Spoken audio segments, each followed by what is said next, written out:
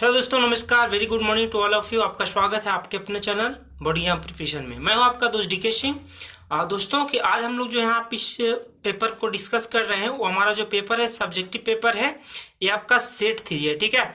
हम लोग झारखंड बोर्ड परीक्षा का official model paper social science, ठीक है ना, 10th बोर्ड के लिए मैट्रिक बोर्ड का सोशल साइंस यानी सामाजिक विज्ञान आज हम लोग डिस्कस कर रहे हैं, जिसका सेट सब्जेक्टिव वाला होने वाला है, ठीक है ना। तो चलिए हम लोग फटाफट यहाँ देख लेते हैं। कल आपका पेपर है, तो पेपर से पहले आपको जो है किन किन सवाल को आपको रिवाइज कर लेना चाहिए, इसलिए मैं यहाँ पे शेयर कर दे रहा हूँ, ठीक है दोस्तों। वैसे तो हमने पूरे साल भर आपको पढ़ाया ही है, फिर भी कुछ इंपॉर्टेंट जैसे हमारे मॉडल पेपर आए हुए हैं, तो सारे मॉडल पेपर हम लोग करके देख रहे हैं। तो ये पेपर मैं अपलोड कर दूंगा इसके तुरंत बाद ही, जो है अभी तुरंत ही 1 घंटा के अंदर ही जो है आपका दूसरा पेपर जो सेट 4 भी हो जाएगा। टोटल 4 सेट हमारे पास झारखंड बोर्ड ने जारी किया है, तो मैं तीसरा पेपर आपके साथ शेयर कर रहा हूँ। इसके तुरंत बाद चौथा पेपर भी कर दूंगा, ठीक है ना। चलिए, तो पहला क्वेश्चन है, आप देखेंगे दोस्तों। पहला हमारे पास पूछा गया है कि कॉर्न लॉ क्या है, इसे समाप्त क्यों किया गया तथा इसकी समाप्ति के क्या परिणाम हुए, ठीक है ना। क्या नतीजा हुआ, क्या परिणाम हुआ, ये आपको बताना है। तो सबसे पहले आप यहाँ पे इसका आंसर देख लीजिए यहाँ पे कि कॉर्न लॉ क्या है। तो जब मकई के आयात पर, आयात का मतलब क्या होता है, दूसरे देश से अपने देश में लाना, इसको हम लोग आयात कहते हैं, ठीक है। और निर्यात का मतलब क्या होता है, अपने देश से दूसरे देश में भेजना, उसको हम लोग बोलते हैं निर्यात, ठीक है। तो मकई के आयात पर ब्रिटेन में जब रोक लगा दिया गया तो इसे हम लोग कॉर्न लॉ के नाम से जानते हैं, ठीक है। उसके बाद देखिए यहाँ पे कि इस लॉ की वजह से क्या हुआ, ब्रिटेन में जो खाद्य पदार्थ है ना उसका दाम बहुत बढ़ गया था और लोग नाराज होने लगे थे, इसलिए इसे समाप्त कर दिया गया था, ठीक है। और इसकी समाप्ति के बाद फिर क्या हुआ, खाद की जो कीमत थी उसमें काफी गिरावट आ गई, काफी कमी आ गई, ठीक है दोस्तों। तो यहाँ पे जो आपका क्वेश्चन नंबर 1 का आंसर कंप्लीट होता है। आगे बढ़ते हम लोग क्वेश्चन नंबर 2 की तरफ, ठीक है ना। तो क्वेश्चन नंबर 2 यहाँ पे आप जब देखेंगे तो इसमें आपसे पूछा गया है यहाँ पे कि ब्रिटेन है ना, कि जो ब्रिटेन है वो ब्रिटेन में महिला कामगारों ने, जो महिला कामगार जो थी वहां पे, उन्होंने स्पिनिंग जेनिंग मशीन पर हमला क्यों किया हुआ था, ठीक है। तो महिलाओं ने निम्नलिखित कारणों से यहाँ पे जो है, निम्नलिखित कारणों से जो है स्पिनिंग जेनिंग मशीन में जो है यहाँ पे क्या कहते हैं इसको, मतलब जो है हमला किया हुआ था, ठीक है ना। तो पहला कारण यहाँ पे क्या दोस्तों, पहला जो कारण यहाँ पे है कि स्पिनिंग जेनिंग मशीन ने ऊन की कताई की प्रक्रिया बहुत तेज कर दी, और इस मशीन में क्या होता था कि एक समय में अनेक मजदूरों का कार्य कर लेती थी, जिसके कारण जो मजदूरों का मांग जो है बाजार में घट गया था, उनकी कमी हो गई थी, वे बेरोजगार होने लगे थे, ठीक है ना। तो पहला कारण आपको समझ में आ चुका होगा। अब हम लोग इसमें जो दोस्तों पढ़ने वाले, हम लोग दूसरा कारण पढ़ेंगे कि इसके बाद और कौन से कारण थे। तो दूसरा कारण यहाँ पे जो है दोस्तों कि बेरोजगारी की जो आशंका, ठीक है ना, बेरोजगारी की जो आशंका है वो मजदूर वर्ग में, खासकर जो महिलाएं थी उनमें बेरोजगार होने का जो डर है, वो नई प्रौद्योगिकी, नई टेक्नोलॉजी आने की वजह से जो है वो व्याप्त थी, उनमें भरा हुआ था, ठीक है ना। तो सेकेंड, दूसरा कारण ये भी था हमला करने का। तीसरा कारण यहाँ पे देखें दोस्तों कि जब उन उद्योग में, ठीक है ना, जब उन उद्योग में इस मशीन का इस्तेमाल किया गया तो अनेक औरतों को काम से हटना पड़ा, यानी कि वो बेरोजगार हो ही गई, ठीक है ना। तो ये भी एक कारण था जिसकी वजह से महिलाओं, वहां पे जो महिलाएं थी उनमें आक्रोश हो गया, ठीक है ना। और उन महिलाओं ने क्या किया, वहां पे जो है स्पिनिंग जेनी मशीनों में हमला करना शुरू किया, ठीक है ना। चलिए, यहाँ पे आपका क्वेश्चन नंबर 2 कंप्लीट होता है। क्वेश्चन नंबर 3 पढ़ेंगे। दबाव समूह और राजनीतिक दल, है ना, जो प्रेशर ग्रुप्स और पॉलिटिकल पार्टीज होते हैं, उनमें क्या अंतर है। तो दोस्तों मैं आपको बता दूं कि अगर मान लीजिए आप मेरे नए सब्सक्राइबर हैं तो मैं आपको सुझाव दूंगा कि आप मेरे चैनल पे देखेंगे मॉडल पेपर सेट 1 जो कि सब्जेक्टिव का है, उसको आप देखेंगे, वहां पे भी ये क्वेश्चन सेम रिपीट किया गया है। तो इसका आंसर मैंने ऑलरेडी वहां पे शामिल कर दिया हुआ है, डिस्कस किया हुआ है, शेयर किया आपके साथ, ठीक है ना। तो आप वहां पे इसको देख लेंगे। अगर वहां पे नहीं होता तो दोबारा मैं यहाँ पे क्यों ऐसा कहता, ठीक है ना। तो वहां पे अगर नहीं होता तो मैं यहाँ पे आपको बताता, लेकिन मैंने ऑलरेडी इसका आंसर वहां पे शेयर किया हुआ है, इसलिए आप तो बेहतर होगा कि मॉडल पेपर सेट 1 सब्जेक्टिव वाला, ठीक है ना, उसको आप देखेंगे, ठीक है। ये आपका तीसरा सेट है, 2 सेट मैंने ऑलरेडी अपलोड कर रखा हुआ है, ठीक है। चलिए आगे बढ़ते हम लोग यहाँ पे क्वेश्चन नंबर 4 की जो सत्ता की साझेदारी है ना, तो सत्ता की साझेदारी के जो विभिन्न रूप हैं, अलग अलग जो रूप हैं, उसका वर्णन करना है, ठीक है ना। विभिन्न रूपों का आपको वर्णन करना है, ठीक है। तो इसके जो विभिन्न रूप अलग अलग प्रकार हैं। पहला रूप यहाँ देखिए कि सरकार के 3 अंग होते हैं, जैसे विधायिका, कार्यपालिका, न्यायपालिका, ठीक है ना। इस रूप में बंटवारा किया गया है। तो इस बंटवारा को हम लोग क्षैतिज वितरण भी कहते हैं, इसको हम लोग क्या बोलते हैं, क्षैतिज वितरण भी कहते हैं, ठीक है। उसके बाद अगला पॉइंट देखेंगे यहाँ पे दूसरे पॉइंट, तो देश में क्या होता है कि अलग अलग स्तर पर सरकारें कार्य करती है, ठीक है ना। जैसे पहला क्या हो गया, केंद्र सरकार हो गया, फिर आपका राज्य सरकार हो गया, और जो हमारा तीसरा लेवल है सरकार का, तीसरा जो स्तर है वो है आपका दोस्तों पंचायती राज सरकार है। तो इस प्रकार से क्या हो गया, सत्ता का यहाँ भी बंटवारा हो जाता है। अब इस प्रकार के सत्ता का जो बंटवारा होता है दोस्तों, उसको हम लोग किस नाम से जानते हैं, ऊर्ध्वाधर वितरण के नाम से जानते हैं, ठीक है। यहां तक क्लियर हो गया। आइए हम लोग आगे बढ़ते हैं तीसरे पॉइंट की तरफ। इसका एक रूप जो है सामाजिक समूह के रूप में भी हम लोग को देखने को मिलता है, ठीक है ना। इसका एक जो तीसरा रूप है वो हमें कहां पे मिलता है, सामाजिक समूह के रूप में देखने को मिलता है, या फिर कह सकते हैं कि धार्मिक समूहों के में भी दिखता है। उदाहरण के तौर पर हम देखेंगे दोस्तों, तो हमारा जो काफी इतिहास से जो फेमस एग्जाम्पल है, काफी प्रसिद्ध उदाहरण है, वो है बेल्जियम की सामुदायिक सरकार, है ना। वहां पे जो डच बोलने वाले जो लोग थे, वहां पे जो फ्रेंच बोलने वाले लोग थे, उनको उनके भाषा के आधार पे जो है मत मिला, और उनको जो है वहां पे अधिकार दिया गया था, ठीक है ना। तो बेल्जियम का जो सामुदायिक सरकार है, इसका एक फेमस उदाहरण हो सकता है, ठीक है। चौथा देखिए यहाँ पे गठबंधन सरकारें।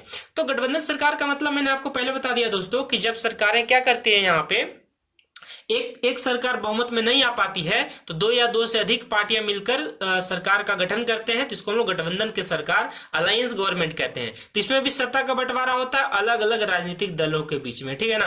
तो ये आपका हो गया, एक ऐसा हो सकता है। तो हमने सत्ता की साझेदारी को विभिन्न रूपों में देखा हुआ है, ठीक है दोस्तों। तो उम्मीद करता हूं दोस्तों कि आपको ये जो पार्ट है, क्वेश्चन नंबर आपका जो 4 है, वो भी आपको समझ में आ चुका होगा, ठीक है। आगे हम लोग बढ़ेंगे यहाँ पे क्वेश्चन नंबर 5 की तरफ, ठीक है।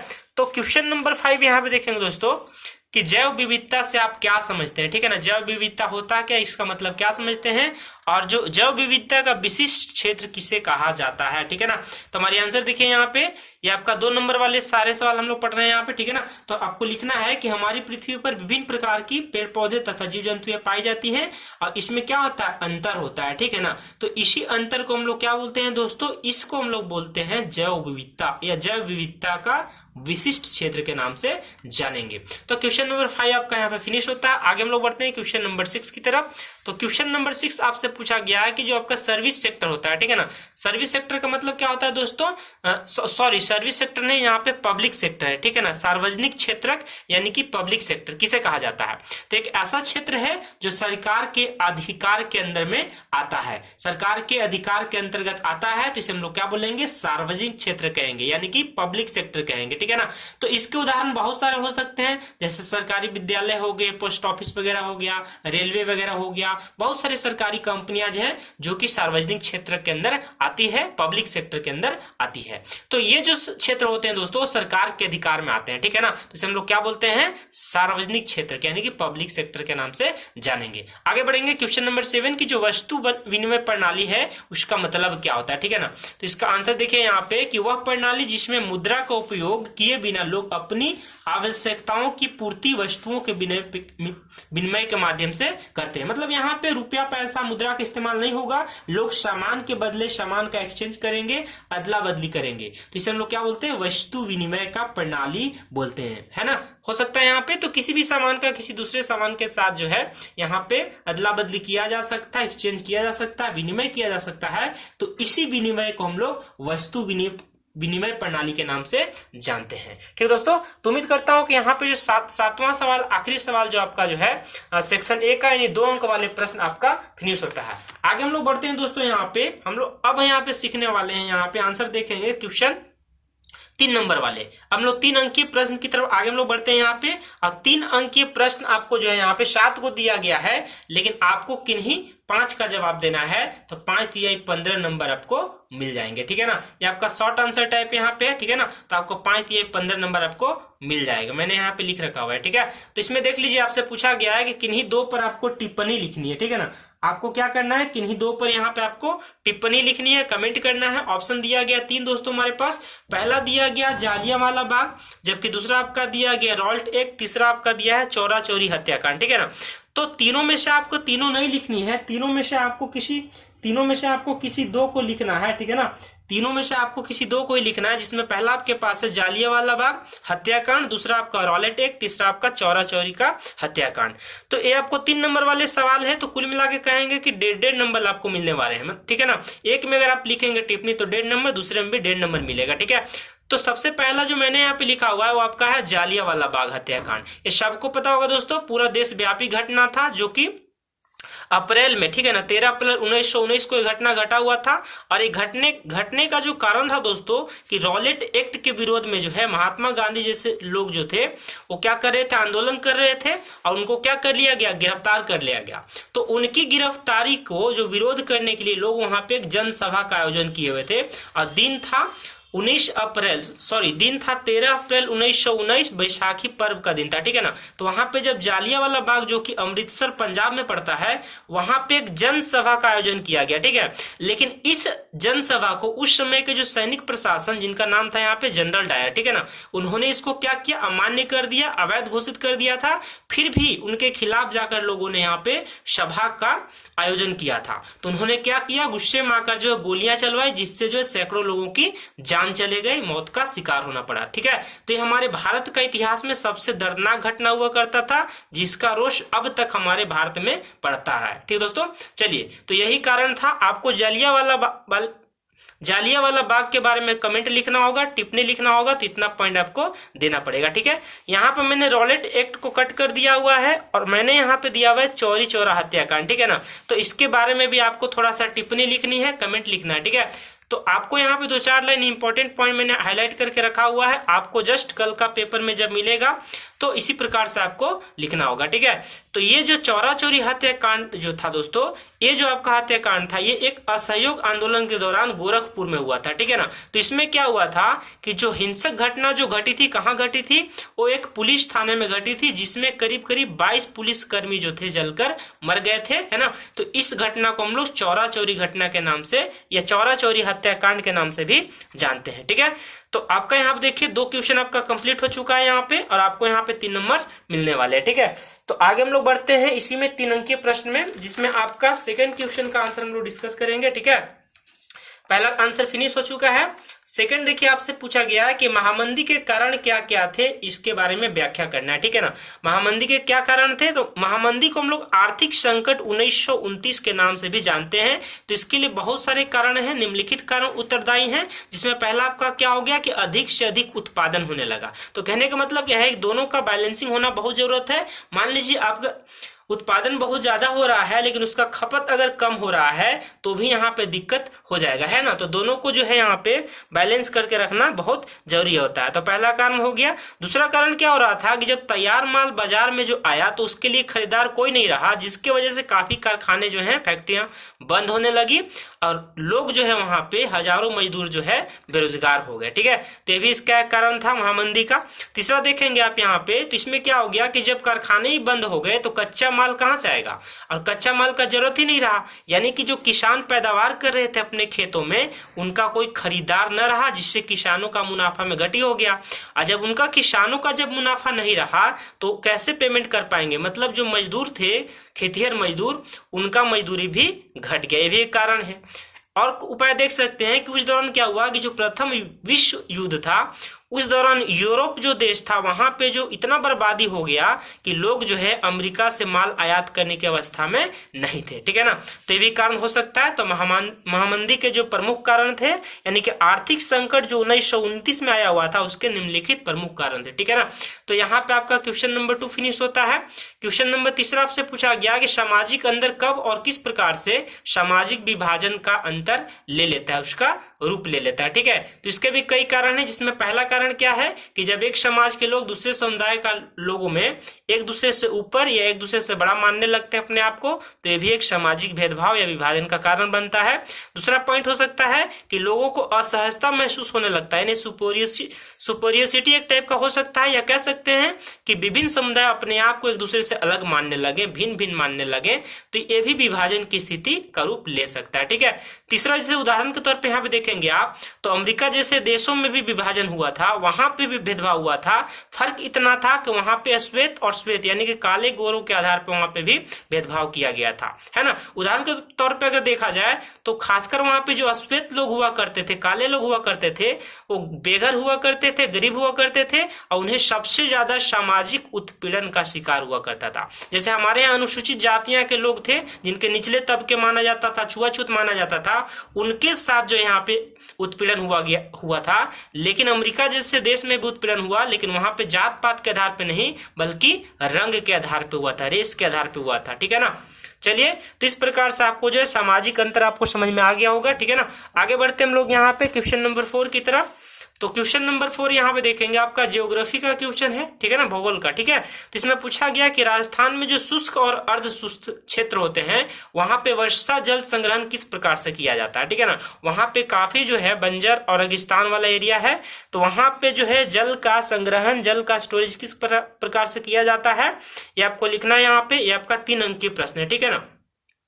तो हम लोग सबसे पहले जानते हैं वहां पे कि जो राजस्थान का जो अधिकतर जो क्षेत्र है दोस्तों आपका मरुस्थल जमीन है, रेगिस्तान वाला जमीन है, पानी का हमेशा वहां से अभाव रहता है। लोग वहां विभिन्न स्थानों से अलग अलग जगहों से पानी लाते हैं। वहां पे जलाशय का भी बहुत कम है, जैसे पौंड वगैरह हो गया, तालाब वगैरह हो गया ना, तो इनकी संख्या भी काफी कम है। तो लोग क्या करते हैं, इस समस्या को दूर करने के लिए अलग अलग जगहों से जो है पानी वगैरह लाते हैं, जलाशयों का निर्माण भी करने का कोशिश किया जा रहा था, ठीक है ना। तो अगर अभी मौजूदा में भी अगर आप वहां पे देखेंगे तो वहां का जो जलाशय है राजस्थान का, है ना, वो क्या मिलेगा, अलग अलग भागों में सूखा का स्थिति वहां पे भी देखने को मिलता है। लेकिन वहां पे मानव निर्मित यानी कि आर्टिफिशियल इंसानों के द्वारा बनाए गए जो झील हैं, जो सरोवर हैं, जो जल संग्रहण का तरीका है, या वहां पे कह सकते हैं कुल मिलाकर अभियांत्रिकी का एक नमूना प्रस्तुत करता है। मतलब बहुत सारे ऐसे फेमस वहां पे जो है जल का जो स्टोरेज सिस्टम बना हुआ है, जो इंजीनियरिंग का विशाल मॉडल माना जाता है। तो ऐसा प्रयत्न करने का कारण बहुत सारा हो सकता है ना। तो एक तरीका से हमें वो विरासत में भी मिले हुए, जिसे हम लोग इंपॉर्टेंट यानी महत्वपूर्ण पहलू के नाम से जान सकते हैं, ठीक है ना। तो ऐसा करने के लिए वहां पे एक जो फेमस शब्द से जो चीज लाया गया था उसको बोला जाता है बावलियां, ठीक है ना। तो बावलियां का अर्थ क्या होता है दोस्तों, तो बावलियां का अर्थ होता है सीढ़ीनुमा कुआं, ठीक है ना। जब कुएं का खुदाई किया जाता है तो उसमें चढ़ने उतरने के सुविधा हेतु वहां पे कुआं पे सीढ़ी लगा दिया जाता है, जिसको राजस्थान का आपसी भाषा में बावलियां के नाम से जाना जाता है। तो इसे भी पानी की कमी को पूरा करने हेतु इसको निर्माण किया जाता था, ठीक है। तो ये आपका हो गया वर्षा जल या शुष्क के दिनों में वहां पे राजस्थान में किस प्रकार से वर्षा जल का संग्रहण किया जाता है, इसका आंसर हो गया, ठीक है। चलिए क्वेश्चन नंबर 5 की तरफ बढ़ेंगे। तो चावल की खेती के लिए जो आवश्यक या अनुकूल परिस्थितियां हैं, भौगोलिक दशाएं हैं, उनका आपको वर्णन करना है, क्या क्या उनके लिए जरूरी होती है, ठीक है ना। तो हमने यहाँ पे 3 चीजें लिख रखा हुआ है। पहला क्या लिखा हुआ है कि उसके लिए जो जलवायु होनी चाहिए, उष्ण जलवायु होनी चाहिए या आर्द्र जलवायु होनी चाहिए, ठीक है, पहला पॉइंट होना चाहिए। दूसरा क्या है कि जो औसत वर्षा वहां पे है वो 100 सेंटीमीटर से अधिक होना चाहिए, वहां का तापमान 24 डिग्री सेल्सियस से ज्यादा होना चाहिए।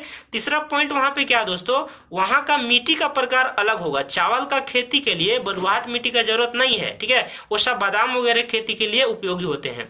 तो आपको चावल की खेती के लिए दोमट मिट्टी, दोमट एक मिट्टी का प्रकार है, ठीक है, जो हमारे भारत में पाए जाते हैं, जैसे बिहार जैसे, पंजाब हरियाणा जैसे खेतों में पाए जाते हैं सब दोमट मिट्टी, ठीक है ना। तो दोमट मिट्टी का खासियत क्या होता है दोस्तों कि इसमें जो हमारे पास जो वाटर स्टोरेज होता है, पानी का इकट्ठा करने का क्षमता होता है, काफी अधिक होता है ना। इसको क्या होता है, खरीफ फसल का उदाहरण है ना। तो पानी बहुत ज्यादा जब रहेगा तब जाकर चावल का खेती हो पाएगा। यानी चावल का खेती आप राजस्थान जैसे जगहों पे चाहेंगे तो थोड़ा सा मुश्किल है, ठीक है ना। मतलब पैदावार जो है उस प्रकार से नहीं हो पाएगा, ठीक है। तो हमारे जो बिहार हरियाणा पंजाब के किसानों में है ज्यादा खेती चावल का होता है, गेहूं का होता है, तो यहाँ पे दोमट मिट्टी चाहिए होगा, ठीक है ना, ताकि पानी यहाँ पे ज्यादा दिनों तक इकट्ठा रहे और खेत में जो फसल होगा उसका जड़ों में नमी बरकरार होना चाहिए, ठीक है। तो यहाँ पे दोमट मिट्टी आपको ध्यान रखना है। औसत वर्षा 100 सेंटीमीटर से अधिक होनी चाहिए और तापमान आपका 24 डिग्री सेल्सियस से अधिक होना चाहिए और यहाँ का जलवायु उष्ण तथा आर्द्र होने चाहिए। तो क्वेश्चन नंबर 5 भी आपको फिनिश हो गया होगा, समझ में आ चुका है। आगे हम लोग बढ़ेंगे क्वेश्चन नंबर 6 की तरफ। वैसे मैं 7 का 7 क्वेश्चन आपके सामने शेयर कर दे रहा हूं, लेकिन आपको सिर्फ 5 सवाल का जवाब देना है। 7 अगर बना भी देते हैं तो आपको 14 नंबर नहीं मिलेंगे, 10 ही नंबर मिलने वाला है, ठीक है ना। उसी प्रकार से 3 नंबर वाले अगर प्रश्न देखेंगे तो 5 तिहाई 15 नंबर आपको मिलने वाले हैं, 7 तिहाई 21 नंबर नहीं मिलेंगे, ठीक है। तो आपको बिना मतलब का टाइम वेस्ट नहीं करना है, 7 का 7 सवाल आपको बनाना ही नहीं है, 7 में से किन्हीं 5 का जवाब देनी है, ठीक है। आगे बढ़ते हैं सवाल नंबर 6 की तरफ। किन्हीं 5 को आपको जवाब देना है, लेकिन मैं 7 बता दे रहा हूं, ठीक है ना। तो वस्तु विनिमय की क्या क्या कठिनाइयां हैं इसके बारे में बताइए। तो हमने निम्नलिखित कठिनाइयां यहाँ पे लिख रखा हुआ है। तो पहला कठिनाइयां क्या है यहाँ पे, इससे जो होता है कि भुगतान भविष्य में होता है, जिससे भविष्य में होने वाली हानि का आशंका संभावना हमेशा बनी रहती है। दूसरा कारण क्या है यहाँ पे कि जो वस्तु और सेवाओं का जो मूल्यमान है उनका इकाई का अभाव होता है। तीसरा पॉइंट क्या है कि ये अधिक जटिल है तथा समय लगने वाली है, ठीक है ना। चौथा क्या है यहाँ पे, किस व्यवस्था में मूल्य या धन संचय का कोई स्थान नहीं होता, इसमें सिर्फ वस्तुओं का भंडारण किया जाता है। तो आपका ये कंप्लीट हो चुका है। क्वेश्चन नंबर 7 देखेंगे यहाँ पे, है ना। ये आपका 3 नंबर वाले का 3 अंक की आखिरी प्रश्न है, ठीक है। इसमें वैश्वीकरण क्या होता है इसके बारे में आपको बताना है कि वैश्वीकरण से आप क्या समझते हैं, ठीक है ना। तो वैश्वीकरण का मतलब होता है दोस्तों इंग्लिश में ग्लोबलाइजेशन, है ना। तो इसका अर्थ होता है कि घरेलू बाजार को विश्व बाजार के साथ व्यापार, पूंजी, तकनीक, श्रम, सेवाओं से मुक्त प्रवाह या जोड़ना या समन्वय करना, कोऑर्डिनेशन करना, ठीक है ना। तो इसका जो गहरा संबंध होता है दोस्तों वो उदारीकरण तथा निजीकरण की नीतियों के साथ होता है। अब इसका जो अवधारणा है निम्नलिखित तथ्यों पे, निम्नलिखित सत्यों पे निर्भर करती है। जैसे इसमें क्या फायदा है हमारा कि जैसे विभिन्न देशों में जो होते हैं वो विभिन्न देशों के बीच जो होते हैं वस्तुओं तथा सेवाओं, है ना, उनका मुक्त प्रवाह होता है, पूंजी का मुक्त प्रवाह होता है, टेक्नोलॉजी का मुक्त प्रवाह होता है ना। विश्व के विभिन्न देशों के बीच श्रम का मुक्त प्रवाह होता है, ठीक है। तो इस प्रकार से हम लोग कह सकते हैं कि मुक्त प्रवाह होने का भी कारण है। अब मैं आपको एक विशेष तौर पे अगर मैं यूट्यूब के जरिए वीडियो शेयर कर रहा हूं तो ये भी एक टेक्नोलॉजी का उदाहरण है। जैसे 1998 में अगर यूट्यूब का टेक्नोलॉजी यहाँ पे आया हुआ था सबसे पहले, अगर मान लीजिए, तो ज्यादा फेमस नहीं था, लेकिन आज देखिए आप तक पहुंचने का एक माध्यम बन चुका है। तो ये भी एक वैश्वीकरण का ही उदाहरण हो सकता है। अगर वैश्वीकरण नहीं होता तो अमेरिका ये टेक्नोलॉजी हमारे भारत के साथ शेयर कभी नहीं करता, ठीक है ना। तो ये भी आपका क्या है, ये भी टेक्नोलॉजी आपका वैश्वीकरण का ही उदाहरण हो गया। तो उम्मीद करता हूं कि आपको वैश्वीकरण का मतलब समझ में आ गया होगा। इसको स्टार मार्क कर लीजिए, कई दफा सवाल पूछे जाए हैं, ठीक है ना। चलिए, तो क्वेश्चन नंबर 7 आपका फिनिश होता है। आगे हम लोग बढ़ते हैं 5 नंबर वाले हम लोग सवाल की तरफ बढ़ते हैं। यहाँ पे 5 नंबर वाले में 4 गो सवाल आपके साथ शेयर करूंगा यहाँ पे, ठीक है, जिसमें से एक सवाल तो पक्का आपको आना ही है, मैं बता दूंगा, है ना। तो यहाँ पे देखिए, जो पहला सवाल यहाँ पे देखेंगे आप, सबसे पहले आप यहाँ पे देख लीजिए, हम लोग यहाँ पे पहला सवाल हमने देखा हुआ है। अब दूसरा सवाल यहाँ पे देखिए, जो भारतीय संदर्भ में आपको सत्ता की साझेदारी क्या होती है इसके बारे में आपको बताना है, ठीक है। भारतीय संदर्भ में, हमारे भारत के संदर्भ में आपको जो है बताना है कि सत्ता की साझेदारी जो है ये युक्तिपरक और नैतिक कारण के साथ आपको बताना है, ठीक है। तो युक्तिपरक में आप देखेंगे यहाँ पे, तो युक्तिपरक कैसे है, मतलब जहां पे फैसले सोच समझ कर किए जाते हैं, लाभ हानि का खास तौर पे, विशेष तौर पे ध्यान दिया जाता है, ठीक है ना। तो इसमें क्या होता है कि विभिन्न समुदाय में जो भेदभाव होती है वो कम हो जाती है और विभिन्न विविधताओं को अपने आप में समेट लिया जाता है। तो हो गया युक्तिपरक। आगे देखेंगे नैतिक कारण भी हो सकते हैं। तो नैतिक कारण में क्या हो सकते हैं दोस्तों, जैसे गठबंधन की सरकार में सत्ता का विभाजन अलग अलग राजनीतिक पार्टियों के बीच होता है, अल्पसंख्यक लोगों को भी अवहेलना नहीं किया जाता है, तथा सत्ता का विकेंद्रीकरण जो होता है किसी भी सरकारी अंग जैसे कि विधायिका, कार्यपालिका या न्यायपालिका, इनमें से कोई भी अन्याय नहीं कर सकता, ठीक है ना। तो इस तरह से आप आंसर लिख सकते हैं। नेक्स्ट देखेंगे क्वेश्चन नंबर 3 यहाँ पे देख लीजिए आप कि सड़क परिवहन जो है वो रेल परिवहन की तुलना में अधिक उपयोगी क्यों माना गया है। तो इसके कई कारण हैं, जैसे इनमें लागत जो होता है रेल मार्ग की अपेक्षा कम लगता है, इसको किसी भी प्रकार के रास्ते या किसी प्रकार के जमीन में बनाया जा सकता है, ठीक है। और इसके जो मतलब जो सुविधाएं हैं वो डोर टू डोर, दरवाजे दरवाजे तक जा सकते हैं। मतलब सड़क परिवहन से आप घरों तक भी जा सकते हैं, लेकिन आपके दरवाजे तक ट्रेन को नहीं लाया जा सकता, ठीक है। तो इस प्रकार से कह सकते हैं कि सड़क परिवहन जो है आपका रेल मार्ग की तुलना में, रेल परिवहन की तुलना में काफी उपयोगी है। तो तीसरा पॉइंट आप कुछ इस प्रकार से भी लिख सकते हो, ठीक है। आगे हम लोग यहाँ बढ़ते हैं। तो चौथे पॉइंट यहाँ पे देखेंगे, इसका विशेष खासियत क्या है कि इसके माध्यम से क्या होता है कि जो निर्माण होता है वो केंद्र में उत्पादित वस्तुएं प्रत्यक्ष रूप से डायरेक्टली जो होता है सीधा अंतिम कंज्यूमर तक, अंतिम उपभोक्ता तक पहुंचाया जा सकता है, जबकि रेलवे में ऐसा संभव नहीं है। लास्ट देखेंगे यहाँ पे, लास्ट पॉइंट, इसका उपयोग जो है कभी भी किया जा सकता है, ठीक है ना। जो आपका संसाधन होता है यहाँ पे रेल मार्ग का, उसको कभी भी नहीं किया जा सकता, जा सकता है। रेल जो है आपका नियत समय, जो फिक्स समय होता है उसके अनुसार ही चलेगी, लेकिन अपना जो पर्सनल गाड़ी होता है सड़क परिवहन में कभी भी उसका इस्तेमाल किया जा सकता है। ठीक है, तो इस प्रकार से आपको उपयोगी साबित हो गया। आखिरी सवाल हम लोग देखेंगे आज का यहाँ पे कि मुद्रा जो है आवश्यकता की दोहरे संयोग को किस प्रकार से सुलझाती है। तो सबसे पहले देखिए दोस्तों कि हमारे पास जो वस्तु विनिमय व्यवस्था होती है उसमें चीजों की आवश्यकता होती है, मतलब लोग ना सिर्फ चीजों का आदान प्रदान करते हैं, उसमें पैसों की कोई जरूरत नहीं पड़ती। तो इससे काफी दिक्कत भी होता है, काफी कठिनाइयां भी होती हैं, जिसको आप एक उदाहरण के जरिए समझ सकते हैं। ठीक है, तो जैसे मैं आपको एक उदाहरण यहाँ पे समझा दूं, तो उदाहरण देखिए, आप मान लीजिए यहाँ पे आपको मैंने पढ़ाया भी है इकोनॉमिक्स में, ठीक है ना। तो यहाँ पे मैं पढ़ाया हूँ कि मान लीजिए आपके पास एक जूता बेचने वाला इंसान है, एक गेहूं खरीदने वाला इंसान है। तो यहाँ पे क्या होता है कि जूता बेचने वाला इंसान जूता उसी को बेचना चाहेगा जो गेहूं जो है खरीदना भी चाहता है। मतलब कह सकते हैं कि गेहूं खरीदना चाहता है, उसको जूता बेचना होगा, गेहूं खरीदना होगा। मतलब ऐसे लोग इसको चाहिए होगा जो जूता खरीद भी ले और गेहूं बेच भी थे। तो ऐसा प्रैक्टिकली संभव नहीं हो पाता है। ठीक है ना, तो इस प्रकार से कह सकते हैं कि लेन देन में सहयोग की आवश्यकता पड़ती है। ठीक है, लेकिन अगर ध्यान से आप देखेंगे कि अगर मुद्रा का प्रयोग करेंगे ना, तो क्या होगा कि जूता बेचकर सबसे पहले वो मुद्रा बना लेगा और उस मुद्रा का मदद से वो क्या कर सकता है, जहां चाहे वहां से गेहूं खरीद सकता है। ठीक है दोस्तों, तो इस प्रकार से जो मुद्रा द्वारा जो है दोहरे सहयोग की जो समस्या है वो पैदा नहीं होगी और इस तरह की जो समस्याएं हैं स्वतः अपने आप ही हल हो जाएगी। ठीक है ना, तो उम्मीद करता हूं दोस्तों कि आज का जो वीडियो है कल का एग्जाम के लिए काफी आपका इंपॉर्टेंट होने वाला है। और इसके तुरंत बाद अभी और अगला मॉडल पेपर तुरंत जो है मैं अपलोड करने वाला हूं, सारा ऑलरेडी रिकॉर्ड हो चुका है। ठीक है ना, तो चलिए हम लोग इसी प्रकार का वीडियो के साथ अगले मॉडल पेपर अगले सब्जेक्ट के साथ मिलते हैं। ठीक है, आज वीडियो को हम लोग यहीं पे फिनिश करेंगे। कल के एग्जाम के लिए best of luck to all the students. ठीक है, मिलते हैं नए वीडियो के साथ। आज के लिए इतना ही, तब तक के लिए थैंक यू, धन्यवाद, है ना। जय हिंद, वंदे मातरम।